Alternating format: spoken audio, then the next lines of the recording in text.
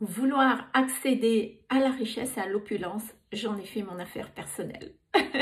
Effectivement, j'ai grandi dans une famille de niveau moyenne à Madagascar, donc on manquait terriblement d'argent.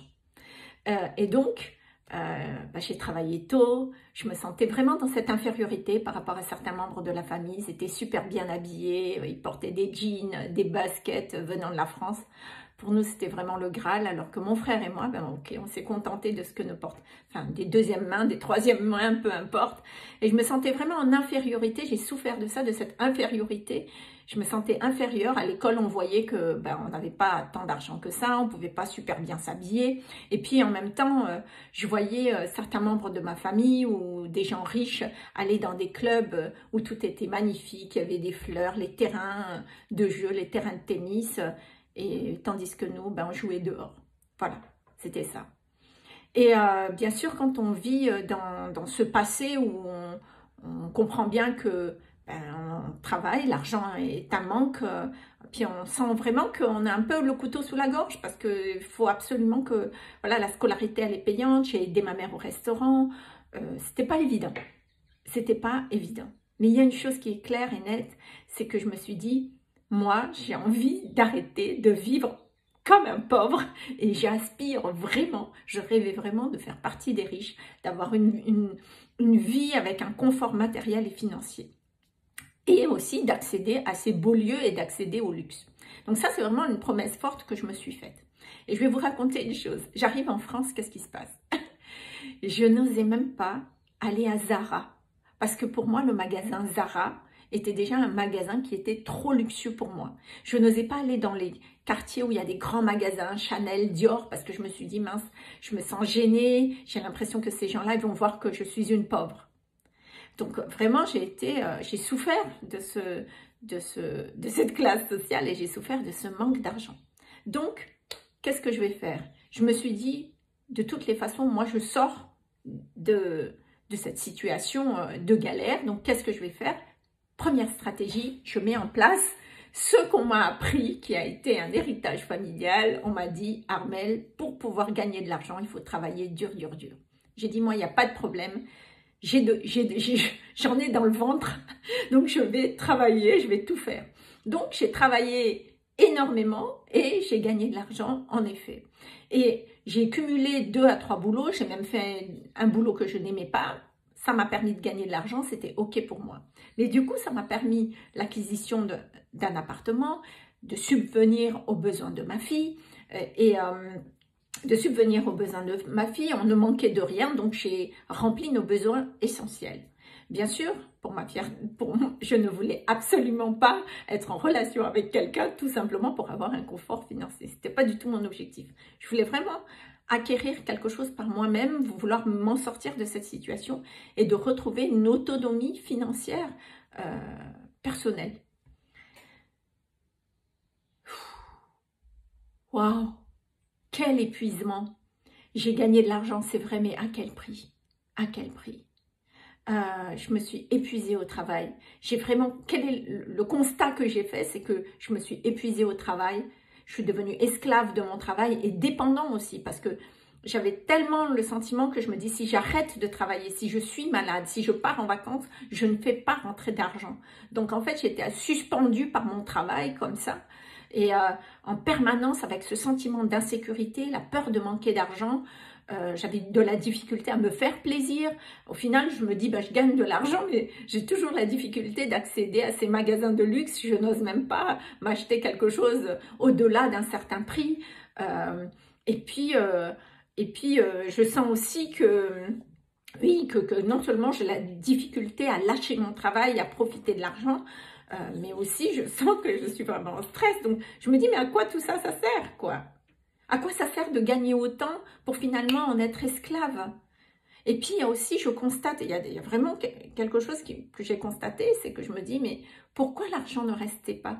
À ce moment-là, je gagnais de l'argent, mais j'avais toujours des situations qui faisaient que j'en perdais. Dégâts des eaux, problème de voiture, ma fille a besoin de cours. Il y a toujours quelque chose qui fait que j'ai l'impression que c'était un cercle vicieux dans lequel je ne m'en sortais pas. Et je me suis dit, je me voyais projeter ma vie, je me suis dit, mais comment je vais faire à 60 ans, cette énergie que ça m'a demandé de cumuler autant de travail, mais comment je vais faire pour maintenir ça?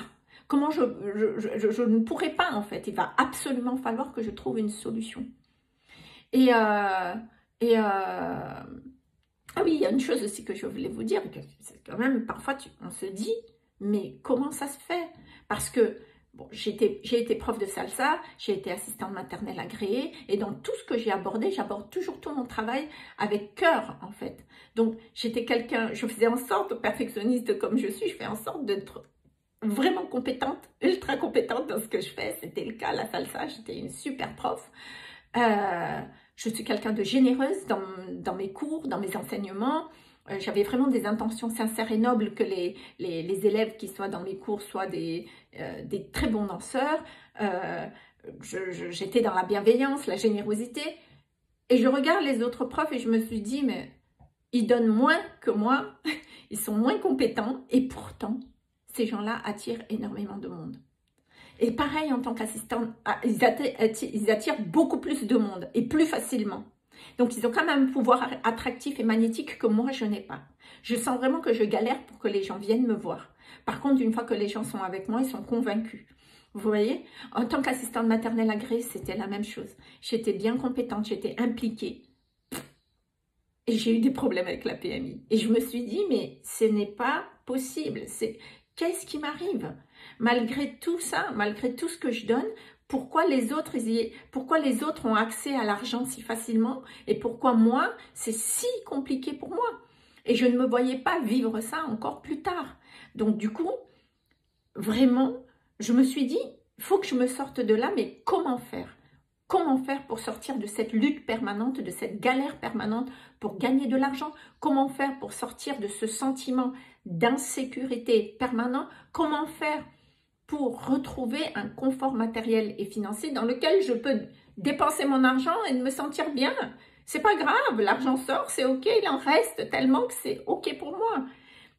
Et je me dis comment je peux faire pour arrêter de courir après l'argent, mais d'être plutôt à l'inverse dans la jouissance de l'argent.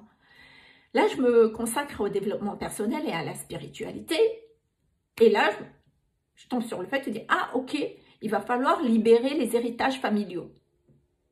Je l'ai fait, je m'en suis occupée. Il va falloir changer les croyances limitantes par rapport à l'argent. Je m'y implique vraiment parce qu'il s'agit de ma vie, donc je donne tout pour faire ça. Je fais un accompagnement dessus. Il faut changer la relation avec l'argent. Ok, d'accord. Il faut, ok, méditation et soins énergétiques pour augmenter la fréquence de l'abondance d'argent. Ok, d'accord. Bon, c'est vrai que ça allait mieux.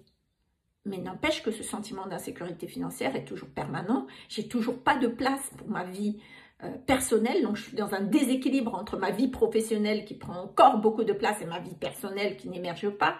Résultat du compte, j'attire des hommes indisponibles puisque de toutes les façons, je suis prise dans mon travail. Je me suis dit, mais en fait, j'y perds de moi, c'est une perte c'est au sacrifice de ma personne, quoi. Et ça, c'était hors de question que ça se passe comme ça. Donc, je cherche, j'explore le sujet vraiment et je ne lâche rien. Jusqu'au moment où, là, j'ai une révélation. En 2020, j'ai une révélation. Et là, j'ai compris que, en fait, pour pouvoir accéder à ce confort matériel financier, pour avoir une entreprise qui cartonne, pour être magnétique et attirer l'argent à soi de manière fluide et abondante, il y a un ordre à respecter dans les transformations et les intégrations que nous avons à faire. Et cet ordre, on ne peut pas le changer. Et là, je comprends que, en fait, il y a 4 paliers à remplir pour pouvoir avoir accès à cette abondance financière, à la richesse et à la prospérité de mon entreprise. Je fais le nécessaire, voilà, j'applique, je vois, je teste et ça marche. Et là, ma vie va prendre un tournant complètement parce que qu'est-ce que je vais faire? Je vais oser augmenter, donner de la valeur à mes formules, à mon accompagnement. J'ai augmenté mes prix, j'ai fait de mes formules des formules haut de gamme. Du coup, j'ai réalisé, j'ai fait vraiment l'expérience voilà, que les clients viennent à moi, que mes programmes se remplissent sans effort. Ça ne veut pas dire qu'il n'y a pas d'action. S'il y a des actions, c'est important. Je suis à mon poste, je prends soin de mon activité, mais je ne la fais plus dans la même énergie et la même fréquence, certes, et en même temps, ce que je fais ou le peu que je fais, eh ben, fonctionne. Chaque poste fonctionne. Et je me suis dit, mais enfin, en fait, moi aussi, j'ai droit d'attirer des clients, de remplir mes programmes facilement, sans effort, comme certains thérapeutes le disent. Parce qu'on entend certains coachs et qui disent oui, laissez les choses venir à vous, l'abondance, les clients viennent à vous naturellement, sans effort. Oui, je veux bien, mais moi, je n'avais pas la formule, je ne savais pas comment faire.